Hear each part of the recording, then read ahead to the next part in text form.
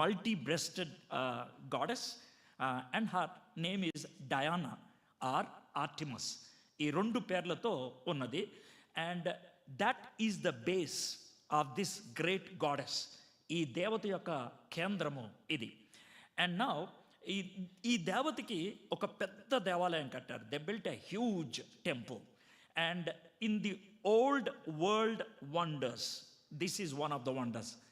పురాతనమైనటువంటి ప్రపంచ వింతల్లో ఇది ఒక వింత అని చెప్పుకుంటూ ఉంటారు. 425 feet long, 220 feet wide, 8,686 square meters. It's a huge temple. It used to have 127 pillars. Each pillar 60 feet. 60 అడుగులు ఎత్తున్నది. అంటే రఫ్లీ 5 floor బిల్డింగ్. 5 అంతస్తులు ఉండేటువంటి బిల్డింగ్ ఎంత ఎత్తు ఉంటుందో ఈ టెంపుల్ అంత ఎత్తు ఉంటుంది. It is bigger than a soccer ground. Football ground కంటే చాలా పెద్దగా ఉంటుంది. This is the temple of Artemis, Diana అనేటువంటి దేవతకి temple. Because of this temple this city is very much important. చాలా ప్రాముఖ్యమైనటువంటి పట్టణంగా ఎంచుతూ ఉంటారు. You know that one Rome became the centre of the world. ప్రపంచానికి రోమ్ కేంద్రంగా అయిపోయినప్పుడు Rome was building roads to different parts of the world. So one of the roads, there are 2 roads. One is the Appian Highway, the other one is Egnatian Highway. ఈ 2 highways, they used to come from Rome to the eastern side. తూర్పు దిశగా అది వచ్చే ఉంటాయి. And those roads they come very close to Ephesus అనేటువంటి పట్టణానికి చాలా దగ్గరగా వస్తూ ఉంటాయి. దీస్ ఆర్ యాక్చువల్లీ ఆర్కియాలజికల్గా, భౌగోళిక వాళ్ళు తవ్వినటువంటి తవ్వకాల్లో దొరికినటువంటి roads. One road is called the marble street, the other road is called curator streets. These are the streets that existed in Ephesus 2000 years ago. 2000 సంవత్సరాల క్రితం ఉన్నటువంటి రోడ్స్గా ఉంటారు. This Ephesus city use to have a huge stadium. It's called a theatre, amphitheatre. Such a beautiful theater, it can hold 25,000 people. 25,000 people. Imagine, we are in a closed hall. Oka closed hall lo unnam, which is built with a lot of acoustics and all those things. You might be around 150 people or so, but for my voice to reach you, they have given me a mic which is amplifying my sound.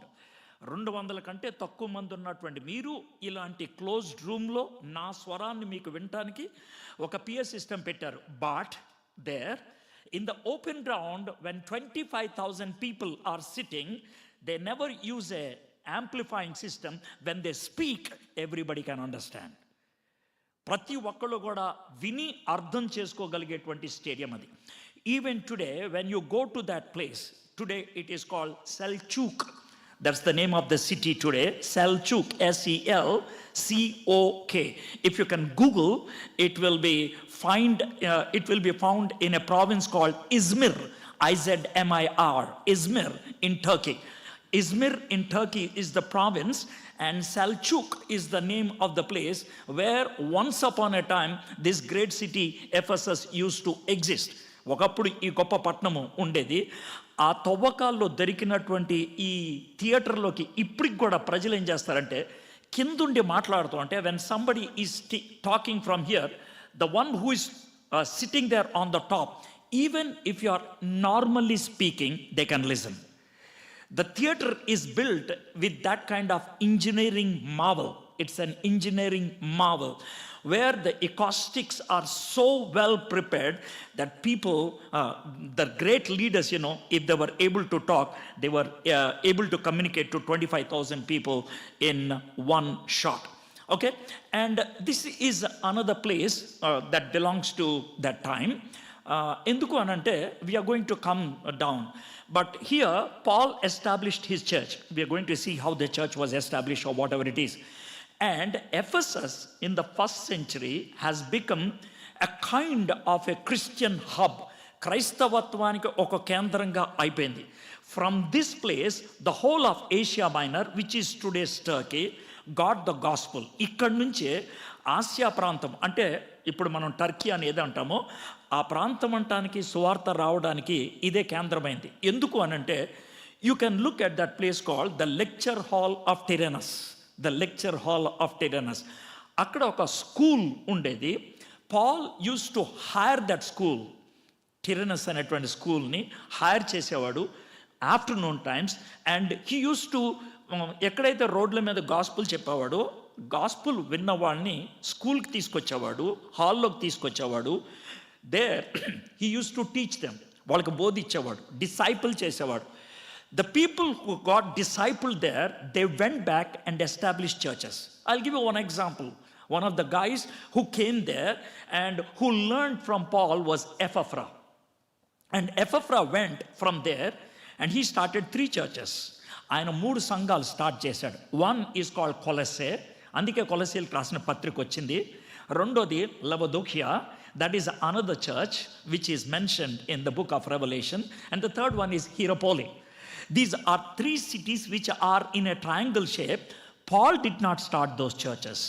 Paul did not even go there in the beginning. But these churches were started by one of the disciples of Paul who was a student in the Tyrannus hall. ఈ తూరను అనేటువంటి hall దగ్గర ఆయన నేర్చుకున్నటువంటి విషయం. That is some archaeological findings about that Tyrannus hall. Now let us look at the church at Ephesus. Before we go to church of Ephesus, look at the picture I am giving you. The picture. It is called Library of Celsus. Library of Celsus. When Alexander, he became the emperor 300 years before Jesus Christ, he was really in a conflict where he should establish his capital city. తన రాజధాని ఎక్కడ పెట్టుకోవాలి అని Alexander 300 years before Jesus Christ ఆయన struggle అవుతా ఉన్నప్పుడు he actually went for lot between 2 cities. 2 cities మధ్యన ఆయన స్ట్రగుల్ అయ్యాడు. Number 1 is Rome, the other one is Ephesus. And the lot felt on Athens, on Athens and Ephesus. So the lot fell on Athens. Therefore Alexander made Athens his capital, or else he would have chosen Ephesus as the capital. Endukante such a prominent city, and a lot of people used to come there because it was a temple city and it was very close to 2 highways. That's why a lot of movement was there to Berea. And Paul wanted Silvanus and Timothy to stay at Berea for some time. Then he came to Athens, and Athens kochadu. He was there for a couple of weeks in Athens, and from Athens he went to Corinth, and by that time Timothy and Silvanus joined. In Corinth, Paul was there for 18 months. 18 నెలలు ఉన్నాడు. But by that time there was somebody in Corinth to establish a base for Paul. పౌలుకి ఒక base ఇవ్వాలని దేవుడు ముందుగానే ఒక ఫ్యామిలీకి పంపించాడు. ఎవరా ఫ్యామిలీ అంటే Aquila and Priscilla. Aquila and Priscilla, they used to be in Italy. There was an emperor by name Claudius. He wanted to drive away all the Christians. So he said all the Christians should leave Italy. క్రైస్తవులంతా కూడా Italy వదిలేయాలి అని చెప్తే they came to Corinth and they settled. Both Paul and Aquila Priscilla, they have so many things in common. What is that? Number 1, both the groups, that is Paul and his friends, Aquila and Priscilla, they are all Jews. Number 2, both of them became Christians. Idru kuda Kraistavalayar. Number 3, both of them are tent makers. Idru kuda డేరాలు కుట్టుకునేటువంటి వాళ్ళే. Number 4, both of them had same mission. ఒకటే ఉద్యమం, ఒకే కోరిక ఉన్నది, సువార్త చెప్పాలని. Therefore they were easily accepting Paul. So Paul stayed with Aquila Priscilla. Remember, Aquila Priscilla are senior partners to Paul. పౌలు కంటే పెద్దవాళ్ళు అన్ని విషయాల్లో, ఆత్మీయత విషయంలో కానీ, వయసు విషయంలో కానీ, అన్ని విషయాల్లో కూడా వాళ్ళు ఎల్డర్స్. కాబట్టి Paul was growing under Aquila and Priscilla. Aquila Priscilla దగ్గర పౌలు గారు ఎదుగుతూ ఉన్నారు. And then Aquila Priscilla were the first people to go to Ephesus. You find that in Acts chapter 18. వాళ్ళు ఎఫెసస్కి వెళ్ళారు సువార్త చెప్పడానికి. Paul also went with them. పౌలు కూడా వాళ్ళతో పాటు వెళ్ళాడు. అయితే మెయిన్ ప్రీచర్స్ ఎవరంటే అకుల్లా ప్రిసిల్లా. అయితే సైడ్ ప్రీచర్ ఎవరు అంటే కనుక పౌల్ గారు. అక్కడక్కడ మేబీ కాటేజ్ మీటింగ్స్లో మాట్లాడమని ఉంటారు పౌల్ని. So when Paul was speaking like that in small meetings and they said, hey, you are speaking very well man and you appear to be very eloquent and very knowledgeable, why don't you stay with us, నువ్వు ఎందుకు మాతో ఉండకూడదు అని అడిగితే Paul said, no no no I have to ask God, దేవుడిని అడగాలి, దేవుడి చిత్తమైతే వస్తాను అని చెప్పి he went to Jerusalem. That is the end of the 18th chapter of Acts. 19th chapterలో probably God told him to go to Ephesus. That's how Paul came and stayed in Ephesus for nearly 3 years. 3 సంవత్సరాలు Ephesus పట్టణంలో ఉండిపోయాడు. ఎందుకని? Ephesus పట్టణాన్ని ఒక strategic సెంటర్గా చేసుకున్నాడు ఆయన. What you mean by strategic centre? వ్యూహాత్మకమైనటువంటి కేంద్రం. ఎందుకు చేసుకున్నాడు? అక్కడుండి పరిచర్య చేస్తే రోడ్ కనెక్షన్ ఉంది, టెంపుల్కి చాలామంది పీపుల్ వస్తారు, వాళ్ళందరికీ సువార్త చెప్పచ్చు. I can share gospel to everybody who come here and they learn and they go to every other city and town and they can establish churches అని. He stayed back there for 3 long years. 3 సంవత్సరాలు అక్కడ ఉండిపోయాడు. It is between 54 AD and 57 AD. ఆ 3 సంవత్సరాలు అక్కడ ఎఫెసస్లో చర్చ్ని establish చేశాడు, వెరీ స్ట్రాంగ్ చర్చ్. తర్వాత పాల్ వెళ్ళిపోయాడు. He left from there and then he was imprisoned. ఆయన్ని జైల్లో పెట్టారు. ఇమీడియట్గా కాదనుకోండి. 57లో he went to Jerusalem. Jerusalem వెళ్ళిన తర్వాత ఆయన్ని ఫైనల్గా పట్టుకున్నారు. He was imprisoned in Jerusalem for 2 years. 59 దాకా జెరూసలేంలో ఉండిపోయాడు. ఆ టైంలోనే చాలా కోర్ట్స్ని ఆయన ఫేస్ చేయాల్సి వచ్చింది. ఫెస్టస్ని, అగ్రిపని, వీళ్ళందరినీ ఫేస్ చేయడం జరిగింది. This you can find between Acts like 27, 28, 26, 27 ఆ చాప్టర్స్లో మీరు చూస్తారు. ఫైనలీ 28th chapterలో what we find is Acts of the అపోజిల్స్లో Paul was sent to Rome. ఆయన రోమ్కి వెళ్ళటం జరిగింది. రోమ్కి వెళ్ళిన తర్వాత రోమ్లో ఆయన్ని ఇంప్రిజన్ చేశారు. ఇంప్రిజన్ అంటే జైల్లో పెట్టారు. But let me tell you one thing, పాల్ని జైల్లో పెట్టడం అని అనుకుంటే కనుక don't think that it is like today's prison. అది ఈనాటి ప్రిజన్ లాంటిది కాదు. It is more or less like house arrest.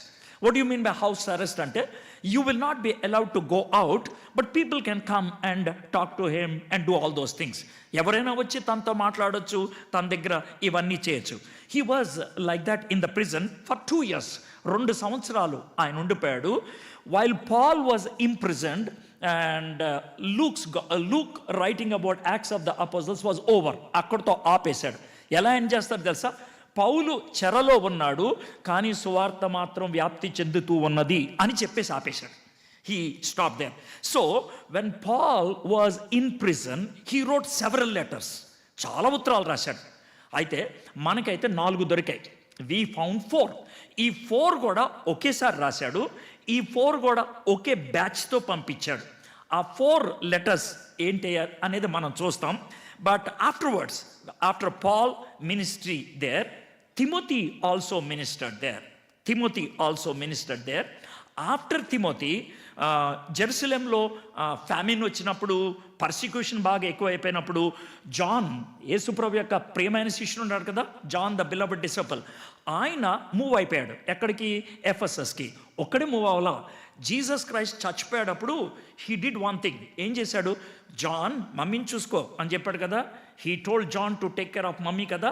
So మేరీని తీసుకొని జాన్ ఎఫెసస్ పట్టణం వచ్చాడు.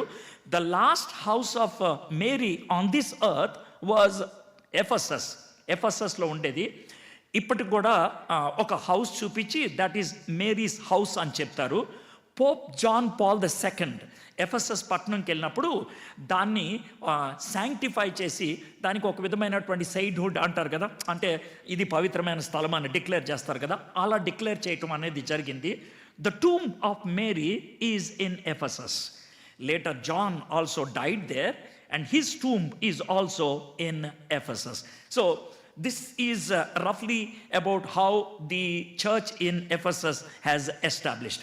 Aite, now this is the prison where Paul was put for 2 years when he was in Rome in the year 61 and 62.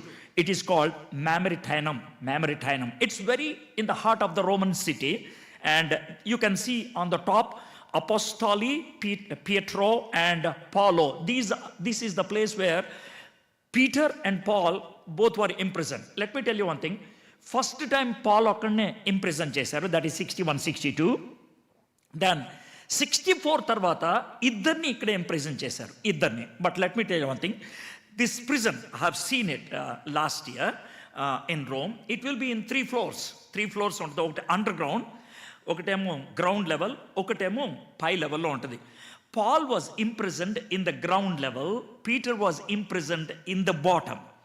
ఆయన under the ground ఉంటుంది, అక్కడ imprison చేశారు. Sunlight ఉండదు అక్కడ, చాలా చిన్న రూమ్ ఉంటుంది. This is where Peter was imprisoned and I have been there. You can see a small hole like thing. From there water use to come, అక్కడ నుంచి వాటర్ వచ్చేది. It seems Peter gave baptism to 47 people who are sentry, అంటే వాళ్ళ పీటర్ని ప్రతిరోజు కాపాడటానికి వచ్చేవాళ్ళు కదా, food ఇవ్వడానికి. వాళ్ళకి సువార్త చెప్తే మారు మనసు పొందిన వాళ్ళు 47 మంది, 47 people. And all the 47 people's name was written with a piece of charcoal on the wall. Based on that, they were able to understand that Peter gave baptism. And God miraculously provided water from the ground there. అక్కడ భూమిలోంచి వాటర్ని provide చేయటం జరిగింది. This is how you have to go down. ఈ మెట్లు ఇప్పుడు కట్టారనుకోండి, ఇదివరకు ఉండే ఒక పైన ఒక హోల్ ఉంటుంది, ఆ హోల్లోంచి కిందకి దింపేస్తారు. He will be inside throughout the day. There will be no sunlight. Only 1 hour a day పైన డోర్ ఓపెన్ చేసి ఫుడ్ ఇస్తారు. That is the only time he gets the what you call sunlight. Peter used to be in the ground floor and Paul used to be on the upstairs. So 2 times Paul was imprisoned. First time between 60 and 62. Second time probably after 65 till death. చనిపోయేదాకా. Both Peter and Paul were killed on the same day. A lot of people believe it is June 29th, 69 AD. ఇది Rome పట్టణం అనుకుంటే కనుక, రోమ్కి eastern సైడ్లో, western సైడ్లో పీటర్ని చంపారు.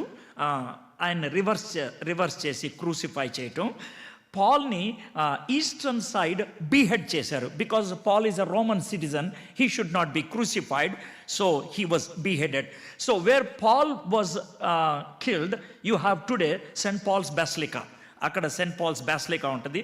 Wear Peter was killed, you have the Saint Peter's Basilica, which is now called Vatican. That is the Roman Catholic headquarters. So this is roughly the whole history about it.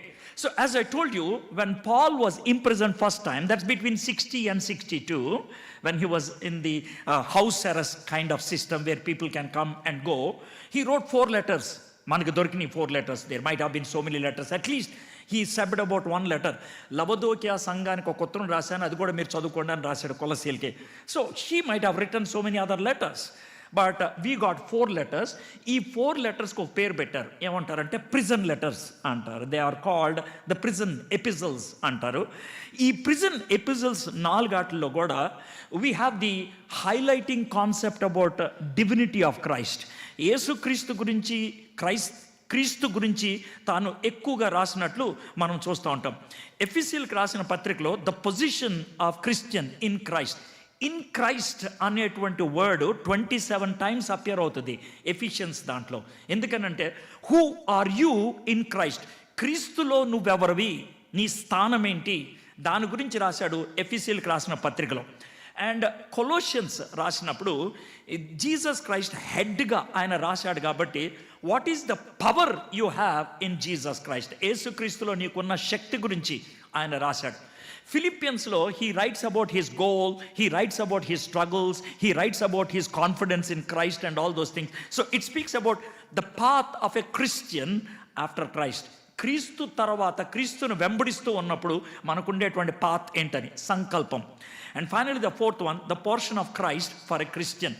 క్రీస్తులో మనకున్న స్వాస్థ్యం. ఎందుకని Paul ఫైలిమన్కి letter రాసేటప్పుడు హే ఒనేసిమన్ receive చేసుకోబాయ్, ఎందుకనంటే ఒకవేళ నీకు అతను ఏమన్నా బాక్యం ఉన్నాడు అనుకో, నా పేరును రాయి, నేను దాన్ని తీరుస్తాను, నువ్వు రిసీవ్ చేసుకో అని. In Christ how our debts are clear, in Christ how our sin is redeemed, దాన్ని రాసుకుంటూ వచ్చాడు. These are the 4 prison letters we are looking at.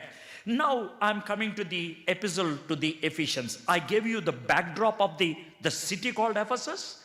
I gave you how the church in Ephesus was started, and I also gave you a backdrop from where this epistle was written. ఇది ఎక్కడి నుంచి రాశాడు అనేది కూడా మీకు చెప్పాను. Now what is this epistle all about? ఈ పత్రిక అసలు ఏంటి? I'm just going to give an introduction, and we will be going to the 4th chapter. 4వ అధ్యాయంలోకి వెళ్ళి నేను అక్కడ వదిలేస్తాను. From tomorrow we are going to study about that. దాని గురించి మనము స్టడీ చేస్తాం. ఓకే ఓకే నేను ఎక్కడ చూస్తున్నాను అక్కడ కూడా చూడాలి. Now I understood, I have to see there also అనేసి.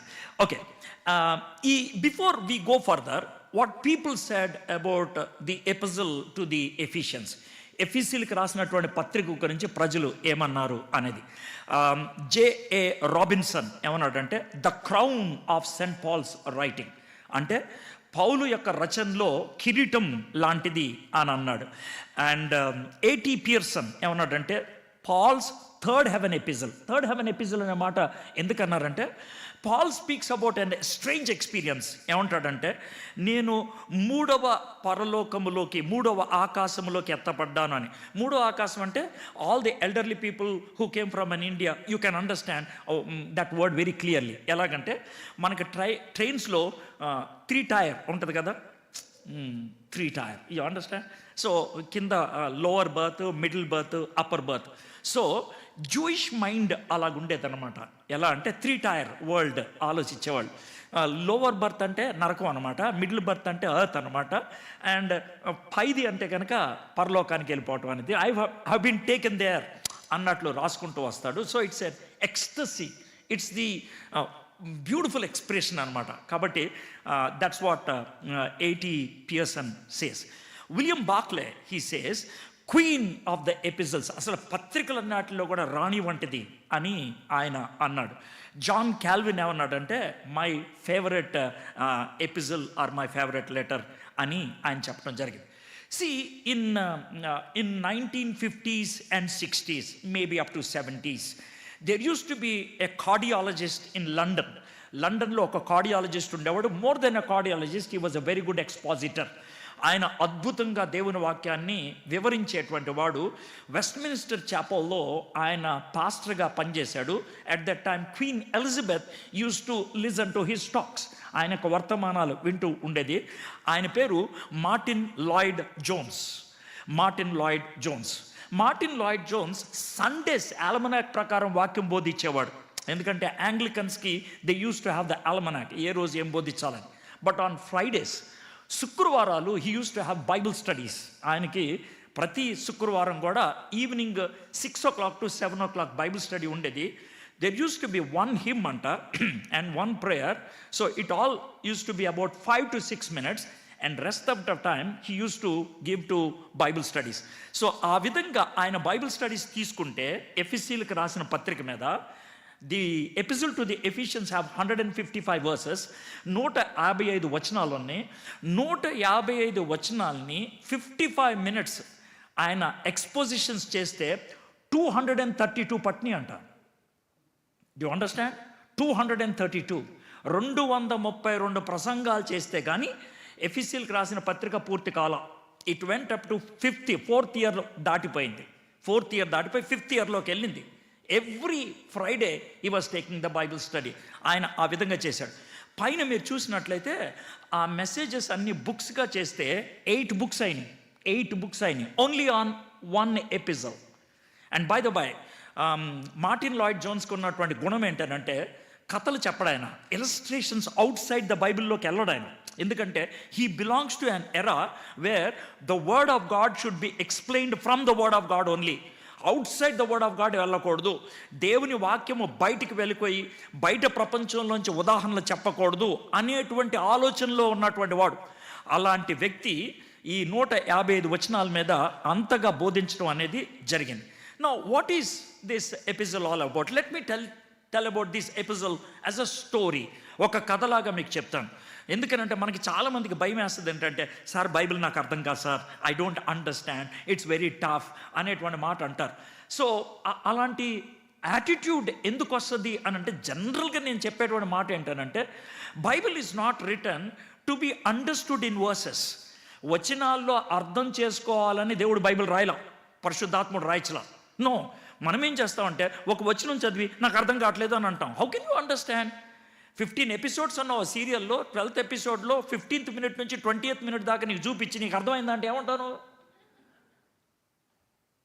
నీకేమర్థం కాదు. ఇన్ ద సేమ్ వే సడన్గా నువ్వు ఓపెన్ చేసి నేను 9వ పత్రిక 4వ అధ్యాయం చదువుతాను అంటే ఎలా అర్థం అవుతుంది నీకు? You cannot.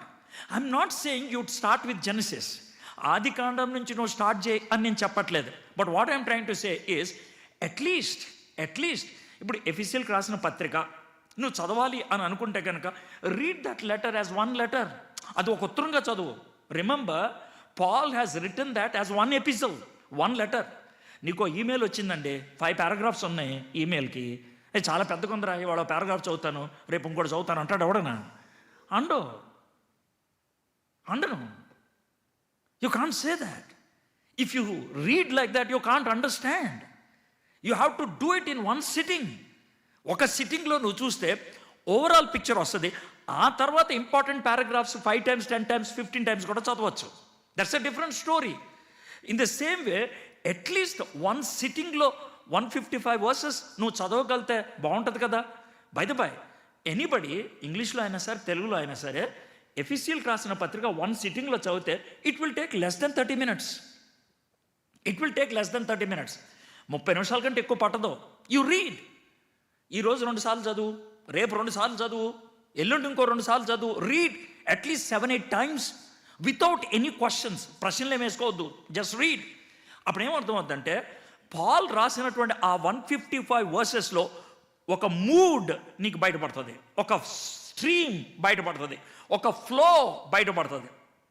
You'll get a flow, you'll get a stream, you'll get a overall picture, a mind map of the epistle to the Ephesians. ఎఫెసీయులకు రాసిన పత్రిక గురించి ఒక మైండ్ మ్యాప్ అని వస్తుంది. సో ఆ మైండ్ మ్యాప్ చూసినప్పుడు ఏం జరుగుద్ది అంటే, ఎఫెసీయులకు రాసిన పత్రిక మొదటి 3 అధ్యాయాలు ఒక మూడ్లో కనబడతాయి. 4th చాప్టర్ నుంచి 6th చాప్టర్ దాకా ఇంకొక మూడ్లో కనబడతా ఉంటుంది. These are the 2 moods. అది ఎలాగంటే అర్థం కాకర్లా, జస్ట్ చదువుకుంటే వెళ్ళిపోతే అర్థమైపోద్ది. ఏంటి, వాట్ ఈస్ ద డిఫరెన్స్ అని అంటే కనుక లుక్ అట్ దిస్. ఫస్ట్ 3 చాప్టర్స్లో what Christ did for us, యేసయ్య మన కోసం ఏం చేశాడు. What God did for us, దేవుడు మన కోసం ఏం చేశాడు. సో ఫ్రమ్ గాడ్స్ సైడ్ రాసుకుంటూ వచ్చాడు అనమాట. దేవుడు ఇది చేశాడు. ఇది from God side first 3 chapters. ఇక 4th చాప్టర్ నుంచి 6th చాప్టర్ దాకా నువ్వు ఇలా ఉండాలా, నువ్వు ఇలా చేయాలా, you have to be like this, you have to do like this. ఇది సెకండ్ పార్ట్లో కనబడుతుంది. 66 versus of doctrine, 89 versus of duty. 66 వచనాలు మొదటి 3 చాప్టర్స్. 23 వర్సెస్ చాప్టర్ 1కి, 22 వర్సెస్ చాప్టర్ 2కి, 21 వర్సెస్ చాప్టర్ 3కి. 66 వర్సెస్. ఈ 66 వర్సెస్లో what he try to do was what God did for us, what Christ did for us. దేవుడు మన కోసం ఏం చేశాడు. క్రిస్టియానిటీకి మిగిలిన మతాలకి ఉన్నటువంటి హ్యూజ్ డిఫరెన్స్ ఇదే. ఏంటి ఆ డిఫరెన్స్ అని అంటే కనుక, మిగిలిన మతాలన్నీ భక్తి చేయి, be religious, do this, do that, do this, ఇవన్నీ చేస్తే అట్ ద ఎండ్ చివర్లో నీకు ముక్తి వస్తుంది. అప్పుడు యూ విల్ గెట్ సాల్వేషన్, అప్పుడు you get blessings. But Christianity is not like that. నా దగ్గరకు రాగానే నేను బ్లెస్ చేసేస్తా, నిన్ను రెస్క్యూ చేసేస్తా, రాగానే నేను రెస్క్యూ చేస్తా.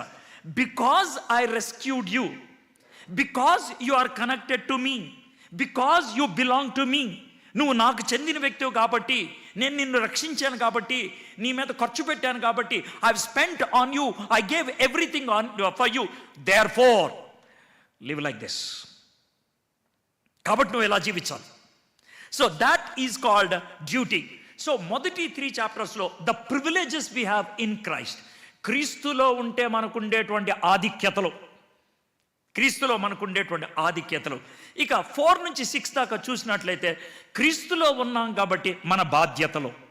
అవి ఆధిక్యతలు, ఇవి బాధ్యతలు. ఆ ప్రివిలేజెస్, అవర్ రెస్పాన్సిబిలిటీస్. ఇక మొదటి 3 చాప్టర్స్లో వాట్ వి బిలీవ్, మనం నమ్మేదేంటి. ఇక లాస్ట్ 3 చాప్టర్స్లో based on this believe how we should behave. Our belief and our behaviour should go together. ఒకవేళ బిలీఫ్ లేకుండా బిహేవియర్ ఉంటే కనుక దాన్ని డ్రామా అంటారు. విశ్వాసం లేకుండా కొన్ని పనులు చేస్తే కనుక దాన్ని నటన అంటారు. గుర్తుపెట్టుకోండి, Christianity is the behaviour that born out of belief. విశ్వాసంలోంచి పుట్టుకొచ్చినటువంటి స్వభావం, జీవితం, కానీ తగిలించుకునేది కాదు. చాలామంది నన్ను ఈ క్వశ్చన్లు అడుగుతారు. ఏమని అడుగుతారంటే, క్రిస్టియన్గా నేను ఎలా చేయొచ్చా, క్రిస్టియన్గా నేను అలా చేయొచ్చా. నేనేమంటానంటే, నువ్వు క్రిస్టియన్ కాకపోతే చేసిన ఒకటే, చేయకపోయినా ఒకటే. ఫర్ ఎగ్జాంపుల్, మీరు ఎవరన్నా సార్ మందు కొట్టచ్చా అని అడిగారు అనుకోండి, అరే నువ్వు మారు మనసు పొందకపోతే తాగినా తాగకపోయినా ఒకటేరా అంటారు. చాలా సింపుల్గా చెప్తాను. Whether you booze or don't booze, it doesn't matter man. In fact I would better suggest booze.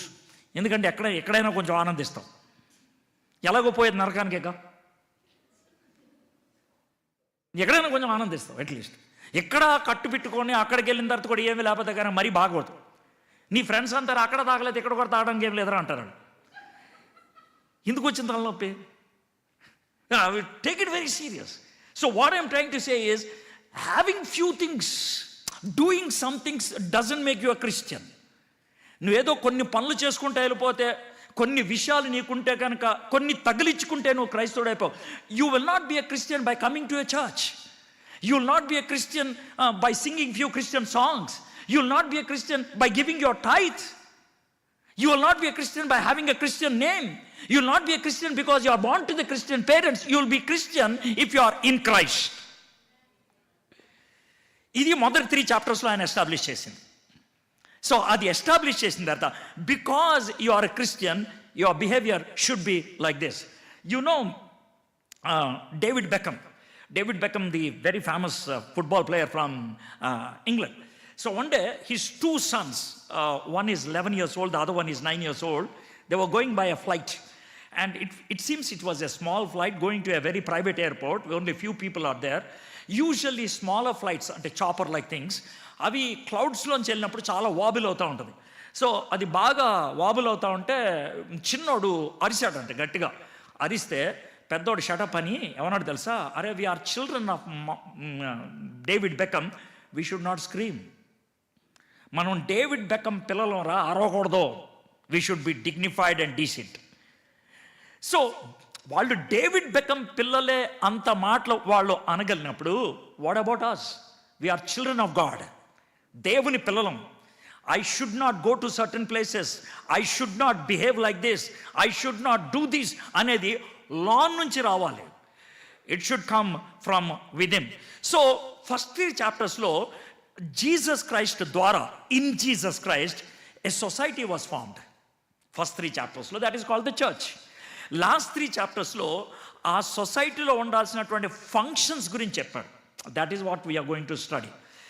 The work of Christ in the first 3, the walk of a Christian in the last 3 chapters. So this is the title given by Warren Wiersbe in his Be series books.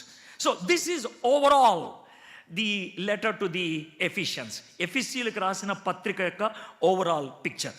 We are going to study from the 4th chapter, 4వ అధ్యాయం.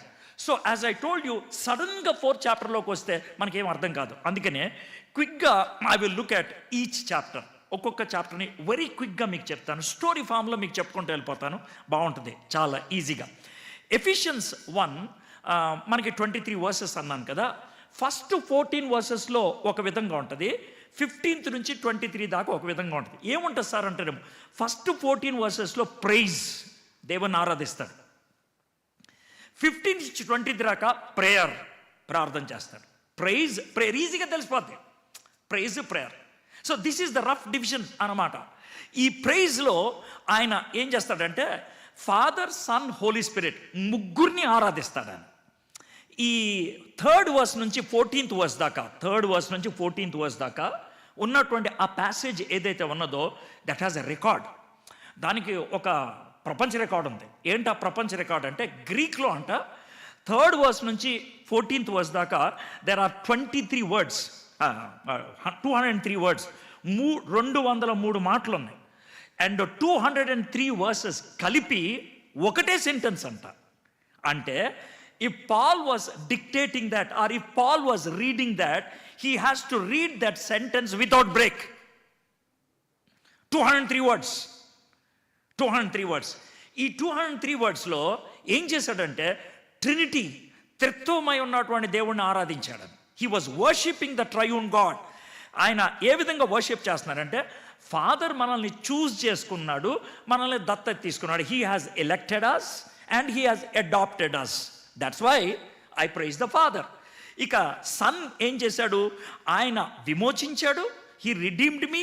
ఆ తర్వాత మనకి స్వాస్థ్యాన్ని ఇచ్చాడు, inheritance ఇచ్చాడు. అందుకని Jesus క్రైస్ట్ని. మరి Holi spirit ఏం చేశాడు? హోలీ స్పిరిట్ అది నాకు ఆపాదించి ముద్ర వేశాడు, తర్వాత నాకు సెక్యూరిటీని ఇచ్చాడు. సింపుల్గా చెప్పాలంటే తెలుగులో ఈ మాటలు చెప్తాను. కన్నాడు, కొన్నాడు, ఆయన కన్నాడు అంటే చూశాడు. That is election and four knowledge.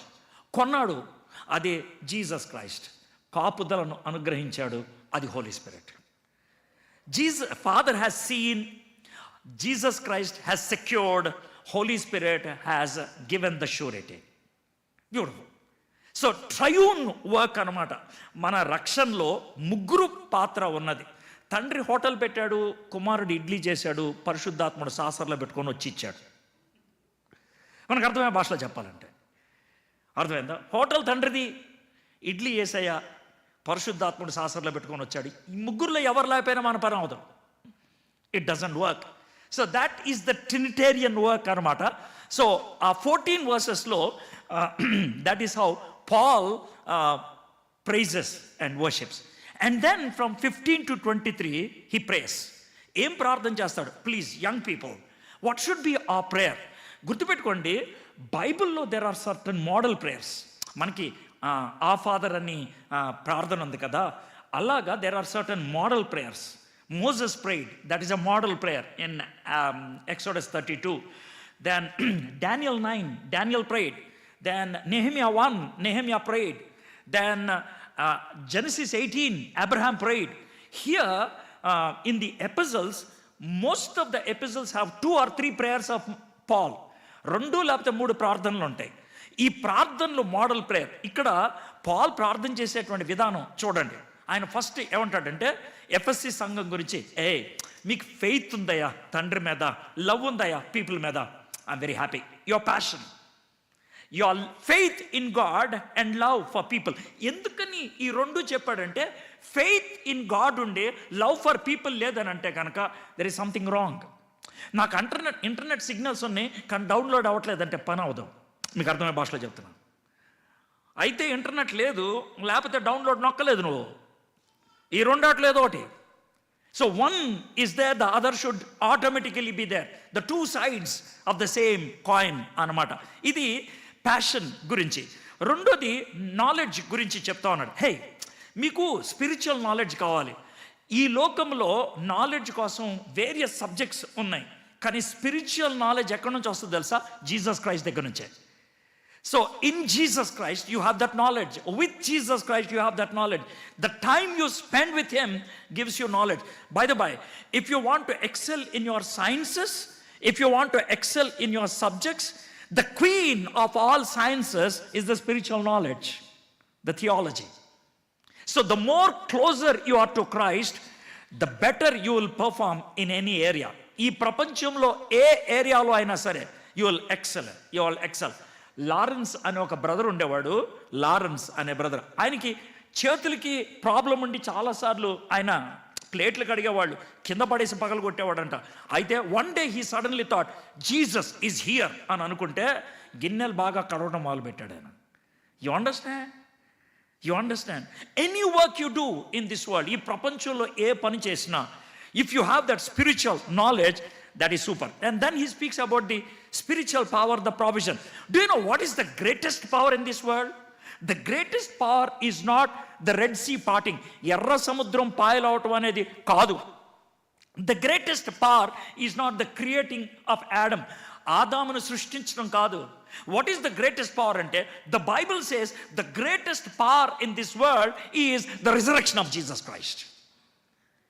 యేసుక్రీస్తు వారు పాపాన్ని బట్టి చనిపోయి, పాపాన్ని తన మీద వేసుకొని దానికి శిక్షగా బలిగా చనిపోయి, మూడో దినాన్న పాపంపై విజయాన్ని ఆయన ప్రకటించడానికి తిరిగి లేచాడే. That is the greatest power in the world. ఈ ప్రపంచంలో అతి గొప్ప శక్తి అదే. ఏమంటాడు తెలుసా? That power is available to you and to me. Can you understand that? ఆ శక్తి మనకున్నది. When we talk we speak with authority, when we do certain things with authority, when you have that power of resurrection, ఆ పునరుద్ధాన శక్తి ఉంటే. That was his third prayer point. And the fourth prayer point is spiritual authority. What is spiritual authority? యేసు ప్రభు వారు తిరిగి లేచిన తర్వాత ఎక్కడికి వెళ్ళి కూర్చున్నాడు తెలుసా? తండ్రి కుడి పార్శ్వాన కూర్చున్నాడు. That's the ultimate authority. అందరికంటే పైన ఆయన ఉన్నాడు. ఆయన పాదం కింద దునియా ఉంది. Do you have a problem with anybody in this world? Do you have a problem with anything in this world? ఈ ప్రపంచంలో దేని గురించి అయినా నీకు సమస్య ఉందా? ఎవరితో అయినా నీకు సమస్య ఉందా? Let me tell you one thing. If you are connected to Jesus, యేసు ప్రభుకి నీకు సంబంధం ఉంటే, all that problem is under his feet. ఆయన పాదాల కింద ఉంది. Remember when the disciples were so much threatened by the storm, తుఫాను చేత కొట్టుకొని పోతున్నప్పుడు, భయపడతా ఉన్నప్పుడు, do you know what Jesus did? He did not come and immediately stop the storm. వచ్చి వెంటనే సముద్రాన్ని చల్లపరచదు. He started walking on the storm. భయకంపితమైనటువంటి ఆ యొక్క సముద్రం మీద ఆయన నడుస్తున్నప్పుడు, do you know what he is trying to declare? Hey guys, what is threatening you is under my feet. నిన్ను ఏదైతే భయపడుతుందో అది నా కాళ్ళ కింద ఉంది. It's under my feet. I am the ultimate authority. This is chapter 1. Okay? Chapter 2 మనము వచ్చినట్లయితే, chapter 2లో he gives us the spiritual journey. మన spiritual journey. Stage 1 ఎక్కడ ఉంటాం? పడుకొని ఉంటాం. ఎందుకు పడుకుంటావు? చచ్చిపోయిన వాడు పడుకొని ఉంటాడు, కూర్చొని ఉంటాడా? కూర్చున్నవాడు పడుకుంటాడు దెయ్యం. మీకు అర్థమైంది కదా? If anybody, any dead person is sitting, then he is a demon. ఎవడైనా చచ్చిపోతే ఆడు పడుకుంటాడు. మనము మన పాపంలో చచ్చిపోయాం. That is our former state. పడుకున్నాం. అయితే యేసు ప్రభు వచ్చి పడుకున్నటువంటి మనల్ని తన మహాప్రేమ చేత లేపి కూర్చోబెట్టాడు. That is number 2. ఆ లేపి కూర్చోపెట్టిన వాళ్ళని ఏమంటాడంటే, రే నా కోసం బతకరా అని చెప్పాడు. అది మనం క్రీస్తులో ఉన్నటువంటి present position. Past, present and what is needed. ఈ 3 ఇచ్చేశాడు ఫస్ట్ 10 వర్సెస్లో. 11th వర్స్ నుంచి 22nd వర్స్ దాకా ఆయన ఏమంటాడు తెలుసా? ఈ విధంగా పడుకున్న వాళ్ళు, ఇన్ సిన్ డెడ్ అయినటువంటి వాళ్ళందరినీ లేపిన తర్వాత వాళ్ళందరినీ ఒక కమ్యూనిటీగా చేశాడు. That is called church. వాళ్ళందరినీ ఒక గ్రూప్గా చేశాడు. That is called believers. My friends, I don't know whether you are lying down or got up. మీరు పడుకున్న వాళ్ళ లేచారో నాకు తెలీదు. ఒకవేళ పడుకున్న వాళ్ళైతే మీరు లేవాలి, లేచున్న వాళ్ళైతే యేసుక్రీస్తు స్థాపించినటువంటి కమ్యూనిటీలో మీరు మెంబర్స్. ఇది శామ్ బోడాలా గారు స్థాపించింది కాదు, ఎడ్వర్డ్ విలియం గారు స్థాపించింది కాదు, ఏఆర్ స్టీవెన్సన్ గారు స్థాపించింది కాదు. It was established by Jesus Christ. యేసు ప్రభు స్థాపించింది. That is called the church of Christ.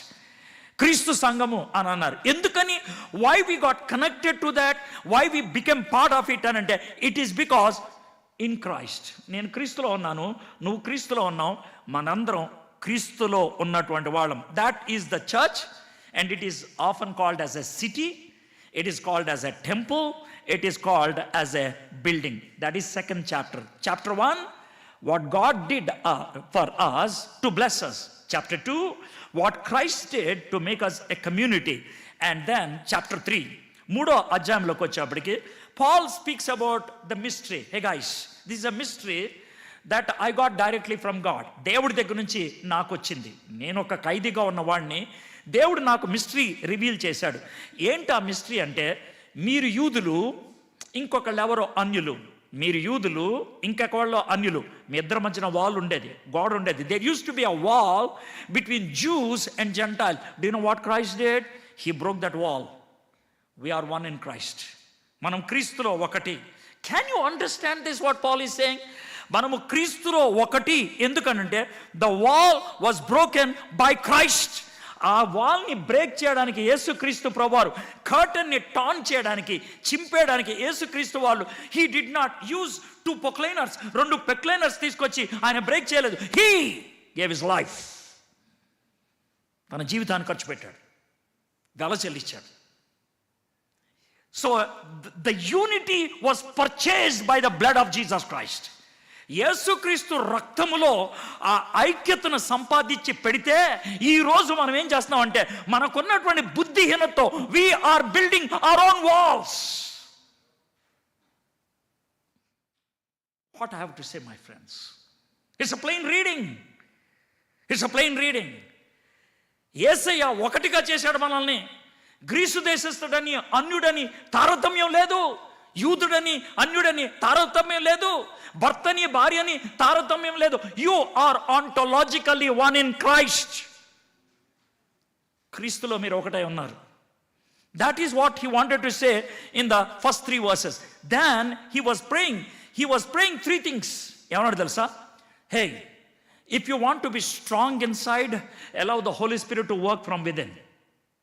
Number 2, do you want the son to be happy? Help him to indwell in you. Don't do anything which hurts him. Finally, then you will understand the love of the Father. Do you know how unity works in understanding the love of the Father? I always give this example. ఏంటి తెలుసా? I have 20 eggs. నా దగ్గర 20 eggs ఉన్నాయి.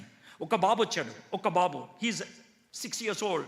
వాడు ఒక బాబు వచ్చాడు. He doesn't have anything with him. ఆయన దగ్గర ఏమీ లేదు. వాడు, అంకుల్ నాకు ఎగ్స్ ఇస్తారా అంటే, ఎన్ని ఇస్తాను నేను? I can give only 2. 2 eggs ఇస్తాను. ఈ చేతిలో ఎగ్ పెడతా, ఈ చేతిలో ఒక ఎగ్ పెడతాను. 2, అంతకంటే ఎక్కువ ఇవ్వలేను నేను. But what if 10 boys come? I give all 20 eggs. Do you understand now? That is what happens when you come in fellowship to God through Christ. ఎలా అంటే, నువ్వు వస్తావు, God gives you 1 experience to you. నువ్వు వస్తావు, God gives you another experience. నువ్వు వస్తావు, God gives you another experience. You have 3 experiences because 3 people came together. You not only enjoy your experience, but also you get from the others' experiences. Therefore, you grow in Christ. That was his prayer. So, this is the first 66 verses. మొదటి 66 వచనాల్లో మనం నేర్చుకున్నటువంటి విషయం. I just want to give the introduction and then leave. After these 3 things, ఈ 3 అధ్యాయాలు చెప్పిన తర్వాత, now where he starts, ఎక్కడ స్టార్ట్ చేస్తాడు అని అంటే, he says, the వర్క్ అయిపోయింది కదా, వాక్ గురించి చెప్తున్నాడు. వాక్కి I'm trying to use a image. ఒక ఇమేజ్ చూపిస్తున్నాను. దాన్ని ఒకవేళ ఈ కెమెరా పెట్టారు కదా, మొబైల్ పెట్టారు కదా, that is called tripod. It's called tripod. Why it is called tripod? It has 3 legs but 1 pod. It is holding one thing but it has 3 legs. So from 4th chapter to 6th chapter is a tripod. ఏంటా tripod అంటే, chapter 4 verses 1 to 16, first leg is unity. నువ్వు ఎప్పుడు స్ట్రాంగ్గా ఉంటావు అంటే unity with fellow believers, తోటి విశ్వాసులతో ఐక్యత కలిగి ఉండటం. What is the second one? It is purity, పవిత్రత. 4th chapter 17th verse నుంచి 5th chapter 21st verse దాకా. Then what is the third one? It is harmony. Let me explain to you these 3 things. Unity in the fellowship, purity in the individual life, and harmony among relationships. There are 3 relationships. 5:22 నుంచి 6:9 దాకా. ఏంటా 3 relationship? 1 భార్యాభర్తలు, wife and husband. 2 parents and children. 3 masters and slaves. ఈ 3 లెవెల్స్లో కూడా if you are not strong, you cannot stand before Satan. I'll give you couple of examples, then you can understand. మీరు మంచి Christians, let's take it that way.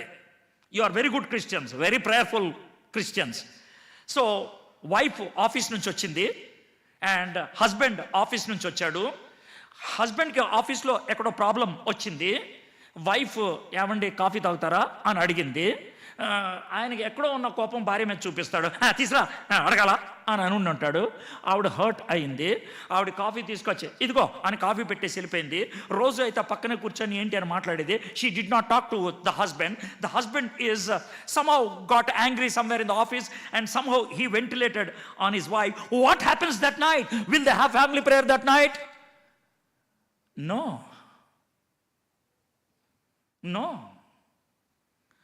When the harmony is broken, you cannot be strong.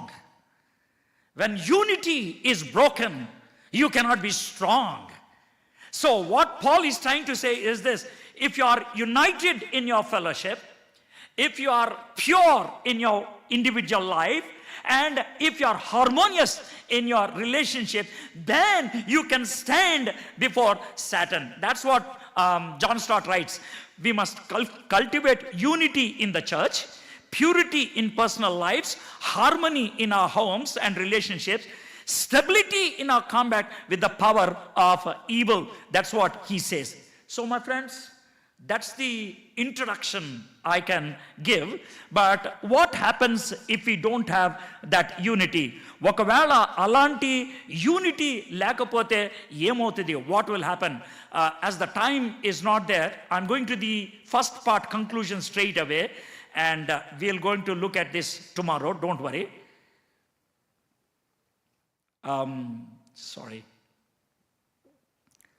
What happens if that unity is not there? I want to show you this picture. This is Ephesus after Paul.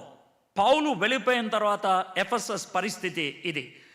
As I told you, Ephesus is the hub of Christianity. Do you know how many New Testament books were written with Ephesus as the hub? FSC అనేటువంటి పట్టణం కేంద్రంగా కొత్త నిబంధనలో ఎన్ని పుస్తకాలు రాశారో తెలుసా? 8 books. 8 books. What are the 8 books? Book number 1, the epistle to the Ephesians. You all know that. Book number 2, straight away. Book number 2, Revelation. ఎందుకంటే 7 churches రాశారు. One of the churches Ephesus. Book number 2 is over. Book number 3 and 4, తిమోతికి రాసినటువంటి first letter, తిమోతికి రాసినటువంటి second letter. Paul రాసింది ఎప్పుడు? when Timothy was the pastoring this church. So his instruction primarily to Timothy is the instruction to the church at Ephesus. ఇప్పటికి 4 అయినాయి. Then John moved to Ephesus and wrote the gospel. 5 అయినాయి. When John was there, he wrote 3 epistles. 8 అయినాయి. New Testament 27 books లో 8 books were written with Ephesus as the base. FSC అనేటువంటి పట్టణం కేంద్రంగా రాయటం జరిగింది. It was a very strong Christian hub. అయితే Christian హబ్గా ఉన్నప్పుడు June 21st, 431 ADలో చర్చ్ కౌన్సిల్ హ్యాపెండ్ హియర్.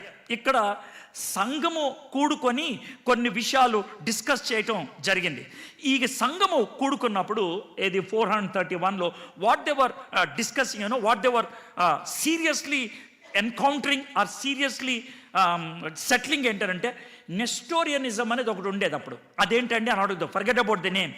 నెస్టోరియన్స్ ఏమని థింక్ చేశారంటే, ఇప్పుడు బుక్ ఆఫ్ ఐజియాలో మెస్సియాని ల్యాంప్గా చూపించాడు. Messiah was shown as the lamp, that's fine. కొన్ని వర్సెస్లో మెస్సియాని లయన్గా చూపించాడు. అదేంటిది, ఇక్కడ ల్యాంప్ ఇక్కడ లయన్, ఎలాగా అర్థం కాలేదు. ఇది ఓల్డ్ టెస్ట్మెంట్ వాళ్ళకి. జీసస్ క్రైస్ట్ ఏమో నేను సన్ ఆఫ్ మ్యాన్ని, ఇదిగో మేఘారూఢనే వస్తాను, I will come in clouds అని అన్నాడు. రెండోది ఐఎమ్ ఏ సఫరింగ్ సర్వెంట్ అని అన్నాడు. How can you both be son of man and also suffering servant? మాకు అర్థం కావట్లా. అందుకనే ఏమైనా ఆలోచించారంటే నెస్టోరియన్స్, జీసస్ క్రైస్ట్ 2 persons అన్నారు వేరువేగా. ఆయన మానవుడు ఒకడో దేవుడు ఒకడు అని. కాదురా భయ్, దైవ మానవుడు ఆయనే, దైవ మానవుడు ఆయనే, దేవుడు ఆయనే, మానవుడు ఆయనే. దైవ మానవుడు అంటే ఏంటి తెలుసా? ఎగ్జాంపుల్ చెప్తాను భయ్. నేను చైనా వాడిని కాబట్టి చైనీస్ భాషలో మాడతా చించాంచో అంటాను, నీకు అర్థం కాదు. Then you have to bring a translator. ఒక ట్రాన్స్లేటర్ తీసుకురావాలి. ఆ ట్రాన్స్లేటర్ తెలుగులో ట్రాన్స్లేట్ చేయాలి. వాడికి ఎన్ని భాషలు వచ్చి ఉండాలి? 2 వచ్చి ఉండాలి. ఏంటది? చైనీస్ భాష వచ్చి ఉండాలి నన్ను అర్థం చేసుకోవడానికి, తెలుగు వచ్చి ఉండాలి నీకు చెప్పడానికి. నీకు అర్థమైంది కదా? జీసస్ క్రైస్ట్ అదనమాట. దేవుడితో మాట్లాడటానికి ఆయన దేవుడు, నీతో మాట్లాడటానికి ఆయన మనిషి. Do you understand now? So రెండు ఆయనే కాబట్టి మీడియేటర్గా ఉండగలిగాడు ఆయన. రెండు ఆయనే కాబట్టి దాన్ని ఎస్టాబ్లిష్ చేద్దామని ప్రయత్నం చేశారు. The whole church met there అనమాట. అయితే look at this prophetic word from Jesus Christ. యేసు ప్రభు దగ్గర నుంచి వచ్చినటువంటి ప్రవచనాత్మకమైన మాటే ఇది ఎఫ్ఎస్సి సంఘానికి. ఎఫ్ఎస్సి సంఘం, నీ తొలి ప్రేమను మర్చిపోయావు. You have forgotten your love, first love. జాగ్రత్త, జాగ్రత్త. నువ్వు అదే విధంగా కొనసాగితే, బుద్ధి తెచ్చుకోపోతే, మార్పు చెందకపోతే, ఒళ్ళు దగ్గర పెట్టుకోపోతే స్తంభం పీకేస్తా అన్నాడు ఆయన. I will uproot your pillar. That's what Jesus said. They did not take it serious. వాళ్ళు సీరియస్గా తీసుకోలేదు. అంత స్ట్రాంగ్ చర్చ్గా ఉన్నటువంటి ఎఫెసస్ చర్చ్, నేను చూపించేటువంటి ఆ బొమ్మ ఏంటి అని అంటే కనుక, that is the place where on July 21st, 431 the council of Ephesus met. అది కూలిపోయినటువంటి పరిస్థితి. Then do you know what happened? Ephesus slowly started collapsing. 262 German Gothics, they attacked Ephesus and also the Christians. Then 356 Herostratus, he burned the temple and the city. 551 there was an earthquake and the temple was destroyed. Finally on June 4th, 1456, Ottoman took over whole of Turkey, including Ephesus. Once upon a time great Christian hub ga unnatuvanti Ephesus, Christian country ga unnatuvanti Turkey, today there is no Christianity. There is no Christianity. Do you know what is the reason? They lack unity. Look at this beautiful church. This is one of the best churches in the early centuries. It was started by Constantine in 325 AD. It was completed by Justinian in 536. Nearly it took 210 years to build that huge blue sapphire church in Constantinople. But when Ottomans came there, do you know what happened? ఈ చర్చ్లో there was a division. రెండు పార్టీలు వచ్చినాయి. ఒక పార్టీని దగ్గర చేసుకుంది Muslim party అయినటువంటి ఒట్టమన్. వాళ్ళని దగ్గర చేసుకుని రెండో పార్టీని లేపేసింది. ఆ తర్వాత ఈయన లేపేసి ఆ చర్చ్ని వాళ్ళు సొంతం చేసేసుకున్నారు. Look at those images. Beautiful church. It is now a mosque. The third biggest church when it was built, it is today a mosque. అది ఇప్పుడు ఒక మసీదు. ఎందుకో తెలుసా? There was no unity. There's no unity. My friends, Christianity is under attack whether you like it or not. Church is under attack whether you like it or not. When Christianity and church and Christ is under attack, it is better we be together. It is better we to be together. మనము కలిసి ఉండటం నేర్చుకోవాలి. గుర్తుపెట్టుకోండి, కలవటం, unity అనేది అనుకుంటేనే వచ్చేది. అర్థమైందా? అనుకోకపోతే రాదు. If you are interested to be united to somebody, you have to venture, you have to work out, you have to build up. న్యాచురల్గా యూనిటీ రాదు. న్యాచురల్గా వచ్చేది డిస్యూనిటీ. కాబట్టి you have to work out. Is there a division within your family? Is there a division within your fellowship? Is there a division within your city? My friends, we need to work out. మనం work చేయాలి. If you are not united, what happened in the history can happen even to us. చరిత్రలో ఏం జరిగిందో మనకు కూడా అదే జరుగుద్ది. A divided house is a welcome house to Satan. ఏదైతే ఒకదానితో ఒకటి విభేదం కలిగి ఉందో సాతానుడు లోన రావడానికి ప్రయత్నం చేస్తారు. We need to work out for that unity. How that unity comes, why that unity comes, ఇవి మనం రేపు నేర్చుకుందాం. చిన్న ప్రార్థన చేసి ముగించుకుందాం. Father, we thank you so much for we are able to have a overall view about the church at Ephesus and what happened to the church in spite of your warnings and where it is today. అది ఇప్పుడు ఏ పరిస్థితుల్లో ఉన్నదే. It has become ruins. Once a very strong Christian hub. ఒకప్పుడు క్రైస్తవత్వానికి కేంద్రంగా ఉన్నటువంటి ఈ church, ఈ పట్టణం ఇప్పుడు ఎందుకు ఇలా అయిపోయింది? Because they haven't taken your word. నీ మాటను వాళ్ళు తీసుకోలేదు. మొదటి ప్రేమను వాళ్ళు మర్చిపోయారు. They did not have love for fellow believers. They lost unity. ఐక్యత కోల్పోయారు. Because they lost unity, Satan was able to have a foothold, came inside, destroyed them and took over. It can happen with us too. అది మాకు కూడా జరగటానికి అవకాశం ఉంది. Help us to be united Lord in Christ because of the Holy Spirit. క్రీస్తులో పరిశుద్ధాత్మను బట్టి మేము ఐక్యంగా ఉండగలటకు కృప చూపించమని ఈ సమయానికి మీకు వందనాలు చెల్లిస్తూ యేసు నామములో ప్రార్థన చేయుచున్నాం తండ్రి. ఆమేన్.